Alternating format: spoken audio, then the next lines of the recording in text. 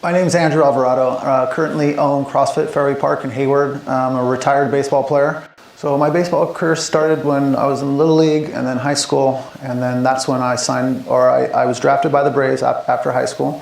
I didn't sign because they weren't offering a lot of money.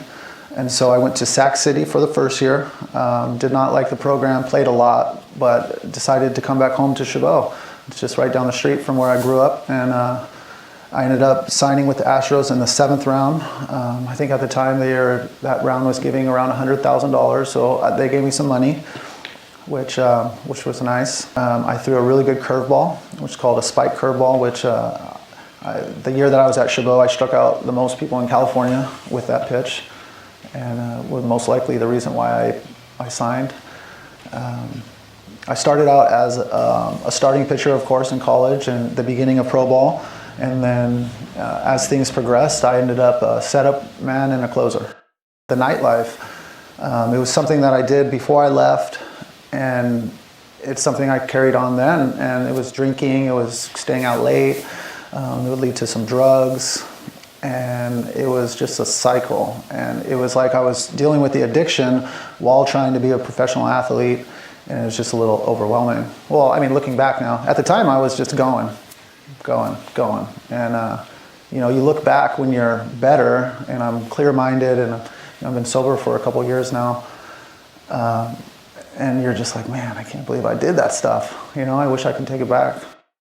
Well, so back then I was still young-minded and partying a lot and chasing women, and that's what my life was about. So for me, I wish that I can take it back. I really do. I wish I can go back and be the person I am now, because I probably would have made it, to tell you the truth. I was good, and they knew I was good, but they didn't want to keep me around when they had another guy who was, you know, a better person, you know, a better professional. And so, you know, I was good, but that's what plagued me, and that's obviously what, after I got injured, they fixed me up, but then I didn't have very long before they just released me.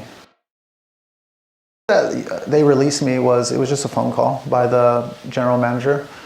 You know, it was something that I kind of knew was happening, so I was very polite, and just actually probably I remember saying I understand, because I did. There's nothing to say, you know when you know that when you're right and when you're not right. You know when you're doing good and when you're not, and I knew. I think without my experience, where I'd be right now is probably dead, because I would have kept doing drugs, and then especially if I would have made it in professional baseball, I would have had more money. I don't see myself alive if I would have kept going. I haven't watched a pro game. I mean, I've taken my wife to a couple games, but I don't watch it on TV. It's just hard now watching, like one of my old teammates was on the Giants for a few years. His name was Hunter Pence. And so he was, you know, I mean, we were just going up together, you know, through the minor leagues. There was another guy that made it. His name's Ben Zobrist. And again, just another guy that, it's just hard to watch when you see that, or you see people that you played against and you're like, I was better than you. You know, I leave here every night, and sometimes I'm tired, but I leave here and the lights are shut off and that blue light's on, and I just look and I'm like, this is all mine, you know? This is all mine. It may not be much right now, but it's more than I had before, and yeah, I absolutely think that I am doing something that I enjoy, so it doesn't feel like work anymore. The advice I would give to somebody entering into baseball right now would be to surround yourself around the people that you want to be like. So if you want to be successful, surround yourself around people that are successful. If you're around people that are influencing your life in a negative way, if you're you know, around just the wrong crowd, I would say do your best to get out and to follow the people that are living right and living well. I was ready to make it, so yeah, no, I did. I feel like I did. So.